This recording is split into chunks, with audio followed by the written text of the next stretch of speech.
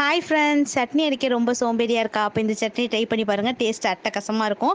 அடுப்பில் பேன் வச்சு oil add பண்ணி ஆயில் நல்லா ஹீட் ஆனதுக்கப்புறம் கடலப்பருப்பு 3 டீஸ்பூன் போட்டுக்கோங்க. கடலப்பருப்பு நல்லா பொரிஞ்சு வந்ததுக்கப்புறம் ஒரு பெரிய வெங்காயத்தை நீட்டாக கட் பண்ணி வச்சுருக்கேன். வெங்காயம் வந்து நல்லா வதங்கட்டும். வெங்காயம் நல்லா வதங்கினோடனே 5 பல் பூண்டு சேர்த்து நல்லா வதக்கி விட்டுக்கலாம். 5 பல் வரமிளகாய் சேர்த்துக்கலாம். அதுவும் வந்து நல்லா வதங்கட்டும். இப்போ வதங்கிட்டே இருக்கு பாருங்கள். நல்லா இப்போ வந்து 3 டீஸ்பூன் பொட்டுக்கடலை சேர்த்து நல்லா மிக்ஸ் பண்ணி விட்டுக்கோங்க. நல்லா வதங்கட்டும். இப்போ அடுப்பு ஆஃப் பண்ணி நல்லா ஆற வச்சிடலாம். ஆற வச்சதை வந்து ஒரு மிக்ஸி ஜாரில் சேர்த்து தேவையான அளவு உப்பு சேர்த்து மூடி வச்சு நம்ம நல்லா அரைச்சி எடுத்துப்போம்.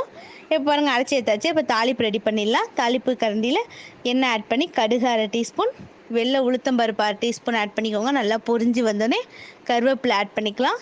இப்போ தாளிப்பை கொட்டி வச்சா செம்ம டேஸ்ட்டுங்க. உண்மையாக செம்மையாக இருந்துச்சு. எல்லாருமே ட்ரை பண்ணி பாருங்கள். உங்கள் சோம்பேறியாக இருக்கிற ஃப்ரெண்ட்ஸுக்கும் இதை ஷேர் பண்ணுங்கள். இந்த வீடியோ பிடிச்சிருந்தா லைக் பண்ணுங்கள், சப்ஸ்கிரைப் பண்ணுங்கள். பாய்.